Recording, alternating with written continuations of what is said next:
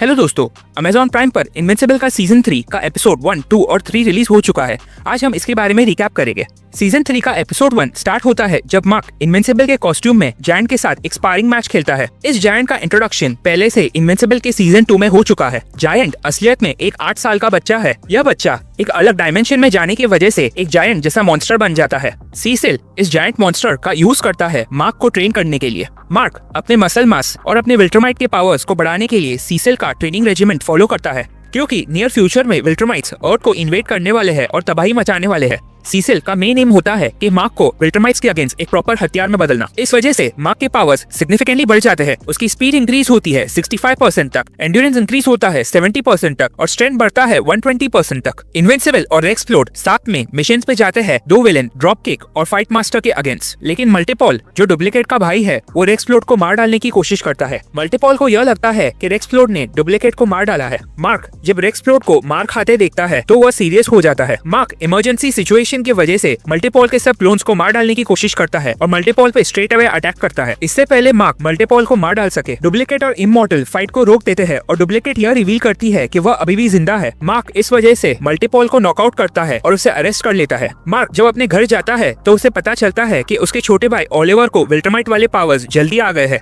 Cecil Oliver से खुद को इंट्रोड्यूस करवाता है। डुप्लीकेट, इमॉर्टल और shrinking ray Guardians of the Globe की टीम को फिर से ज्वाइन कर लेते हैं। रिक और विलियम मार्क को एडवाइस करते हैं और उसे एनकरेज करते हैं कि वह एटम ईव को अपनी फीलिंग्स बताए और उसे एक डेट के लिए प्रपोज करे। मार्क एटम ईव को प्रपोज करता है और उसे एक डेट के लिए आस्क करता है। मार्क एटम ईव को उसके 40 साल के ऑल्टरनेट फ्यूचर वाले एटम ईव के बारे में बताता है। इस वजह से एटम ईव मार्क को मिसअंडरस्टैंड कर लेती है। एटम ईव ये मिसअंडरस्टैंड करती है कि मार्क ने प्यार से नहीं, दया भाव के मारे उसे प्रपोज किया है। डॉक्टर साइज़मिक पूरे वर्ल्ड के सुपर हीरोज को किडनैप कर देता है और पूरे वर्ल्ड में खाली मार्क और एटम ईव ही फ्री सुपर हीरोज बचे होते हैं। मार्क और एटम ईव बाकी सुपर हीरोज को बचाने अर्थ के अंडरग्राउंड जाते हैं, जहाँ पे उसे डॉक्टर साइज़मिक के मैग्मा क्रिएचर्स मिलते हैं। मार्क डॉक्टर साइज़मिक के मैग्मा क्रिएचर्स को हैंडल करता है, लेकिन उस क्रिएचर के टॉक्सिक्स मार्क के बॉडी के अंदर आ जाते हैं। मार्क इस वजह से बेहोश हो जाता है और डॉक्टर साइज़मिक दोनों मार्क और एटम ईव को कैप्चर कर लेते हैं। सीसिल सब सुपर हीरोज को बचाने के लिए सुपर विलेन डार्कविंग का यूज करता है और डीए सिंक्लेयर के बनाए हुए रिएनिमेंट का यूज करता है। रिएनिमेंट काफी सुपर हीरोज को फ्री करते हैं और डॉक्टर साइज़मिक के मैग्मा क्रिएचर्स को बहुत इजीली हरा देते हैं। डार्कविंग इजीली डॉक्टर साइज़मिक को हरा देता है और सब हीरोज इजीली डॉक्टर साइज़मिक के क्रिएचर से डील करते हैं। इनविंसिबल डार्कविंग पे अटैक करता है और सीसिल को क्वेश्चंस पूछता है कि उसने डार्कविंग जैसे विलेन को क्यों यूज किया और डीए सिंक्लेयर के रिएनिमेंट को क्यों यूज किया। इनविंसिबल सीसिल के रिएनिमेंट को यूज करने के अगेंस्ट इसलिए होता है क्योंकि रिएनिमेंट का इन्वेंटर डॉक्टर सिंक्लेयर ने मार्क के दोस्त रिक और विलियम को सीजन 1 में अपना विक्टिम बनाया था और ट्रॉमेटाइज किया था। सीसिल मार्क को यह समझाने की कोशिश करता है कि उन्हें जेल में रखना वेस्ट है और उनकी एबिलिटी को विल्ट्रामाइट्स के अगेंस्ट यूज किया जा सकता है अर्थ का इन्वेजन रोकने के लिए। मार्क सीसिल के व्यू पॉइंट को रिजेक्ट करता है। इस वजह से सीसिल मार्क को व्हाइट रूम में लेके जाता है। व्हाइट रूम में बहुत सारे रिएनिमेंट होते हैं। फिर शो सीसिल का बैक स्टोरी बताता है। सीसिल एक शहर में बॉम्ब फाइंड करता है जिसे फोर्स फिस्ट और नकल डस्टर नाम के सुपर विलेंस ने प्लांट किया था। सीसिल फोर्स फिस्ट और नकल डस्टर से लड़ने की कोशिश करता है, लेकिन फोर्स फिस्ट और नकल डस्टर सीसिल को डिफीट कर देते हैं। सीसिल सक्सेसफुली बायोलॉजिकल बॉम्ब को रोक देता है, लेकिन इस वजह से सीसिल खुद ब्रूटली इंजर्ड हो जाता है। सीसिल को जीडीए के बेस पे नए स्किन ग्राफ्स मिलते हैं, जिसके वजह से वो फुल्ली रिकवर हो जाता है। सीसिल अपने बॉस को लिजर्ड लीग के अटैक से बचाने की कोशिश करता है। 2 reform super villains force fist और नकल बस्टर कोमोडो ड्रैगन को डिफीट कर लेते हैं और सीसिल और उसके बॉस को बचा लेते हैं। सीसिल अपने पास ट्रॉमा की वजह से नकल डस्टर और फोर्स फिस्ट को मार डालता है। इस वजह से सीसिल का बॉस सीसिल को जीडीए के जेल में डाल देता है। सीसिल जीडीए के जेल को रिफॉर्म करता है। सीसिल का बॉस सीसिल को नया जीडीए का डायरेक्टर बनाने का ऑफर देता है, लेकिन सीसिल रिफ्यूज कर देता है। इस वजह से सीसिल का बॉस सीसिल को एक कोड देता है कि you can either be the good guy और you can be the guy who saves the world, but you can not be both. Cecil इस वजह से जीडीए का डायरेक्टर का पोस्ट एक्सेप्ट कर देता है। फिर सीन शिफ्ट होता है सीसिल और इनविंसिबल के फाइट पर। सीसिल मार्क को रोकने के लिए रिएनिमेंट का यूज करता है, लेकिन मार्क काफी रिएनिमेंट को इजीली मार देता है। सीसिल फिर एक साउंड वेपन को यूज करता है जो उसने मार्क के सर के अंदर इम्प्लांट करके रखा था। ये साउंड वेपन मार्क को सिवियर पेन्स देता है और सिवियरली पैरालाइज करता है। मार्क जीडीए के बेस के ऊपर फ्लाई करके सीधा गार्डियंस ऑफ द ग्लोब की बेस के पास जाता है। Mark guardians of the globe के हेडक्वार्टर्स में जाता है और रोबोट से हेल्प मांगता है कि उसके सर में जो इम्प्लांट है उसे निकाल दिया जाए।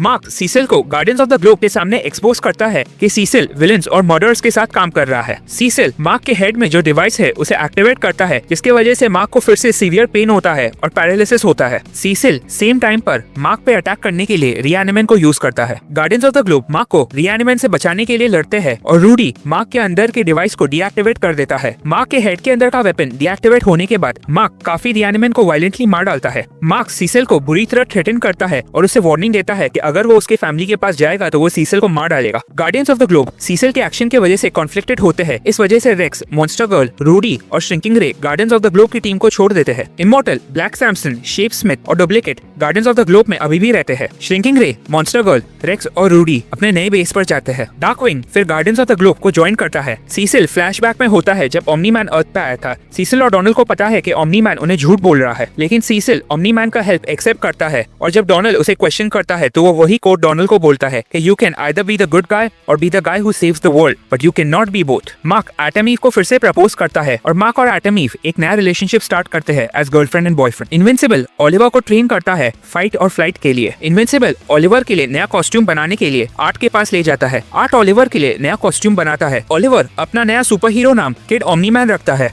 मार्क आर्ट से अपने लिए ब्लू और ब्लैक कलर का कॉस्ट्यूम बनाता है जो बहुत बैडएस लगता है। टाइटन ऑर्डर के लिए काम करता है और अपना असैसिन कियोस्क और फोर्नेस को भेजता है मल्टीपॉल को जेल से निकालने के लिए। कियोस्क और फोर्नेस जेल अथॉरिटीज पर अटैक करते हैं। ओलिवर कर्स्क और फोर्नेस पर अटैक करता है लेकिन जल्दी डिफीट हो जाता है। मार्क अपने भाई को बचाने के लिए कर्स्क और फोर्नेस को डिफीट करता है। मॉलर ट्विंस ईएमपी के न्यूक फैसिलिटी में इन्फिल्ट्रेट करते हैं। मॉलर ट्विंस को रोकने के लिए गार्डियंस ऑफ द ग्लोब के मेंबर्स इमॉर्टल, डार्कविंग, डुप्लीकेट और ब्लैक सैमसन और शेप स्मिथ जल्दी आ जाते हैं। मॉलर ट्विंस ब्लैक सैमसन को जल्दी डिफीट करता है। उनका नेक्स्ट विक्टिम फिर शेप स्मिथ होता है। फिर वो इजीली डुप्लीकेट और डार्कविंग को भी हरा देते हैं। मॉलर ट्विंस फिर इमॉर्टल को भी इजीली हरा देते हैं। इससे पता चलता है कि गार्डियंस ऑफ द ग्लोब में कोई बराबर का कोऑर्डिनेशन नहीं है। मॉलर ट्विंस के प्लान को रोकने के लिए फिर इनविंसिबल आ जाता है। मॉलर ट्विंस के प्लान को रोकने के लिए इनविंसिबल मॉलर ट्विंस से लड़ता है, लेकिन इनविंसिबल का छोटा भाई ओलिवर फाइट को इंटरप्ट कर देता है। ओलिवर मॉलर ट्विंस से लड़ता है, लेकिन इनविंसिबल फाइट को जल्दी खत्म करने के लिए मॉलर ट्विंस की पिटाई करता है। मॉलर ट्विंस रॉकेट को सैटेलाइट की तरफ लॉन्च करते हैं। इनविंसिबल इजीली रॉकेट को तबाह कर देता है। ओलिवर मॉलर ट्विंस से लड़ता है और ओलिवर ब्रूटली मॉलर ट्विंस का मर्डर कर देता है। सभी गार्डियंस ऑफ द ग्लोब यह सीन देखकर हॉरिफाइड हो जाते हैं। सीसिल ओलिवर को रिक्रूट करने की कोशिश करता है, लेकिन मार्क बीच में आ जाता है और सीसिल को थ्रेटन करता है। इनविंसिबल ओलिवर को स्काई पे ले जाता है और उसे समझाने की कोशिश करता है कि इंसान की जिंदगी प्रेशियस है। ओलिवर यह बात को नहीं मानता है और बहुत सुपरसोनिक स्पीड में फ्लाई करता है। इससे पहले ओलिवर कुछ गलत स्टेप ले मार्क ओलिवर को रोक देता है। मार्क ओलिवर को डेबी के पास ले जाता है। डेबी ओलिवर को समझाने की कोशिश करती है कि लाइफ प्रेशियस है। डेबी यह कहती है कि हर इंसान एक दूसरे इंसान के लिए इम्पोर्टेंट होता है।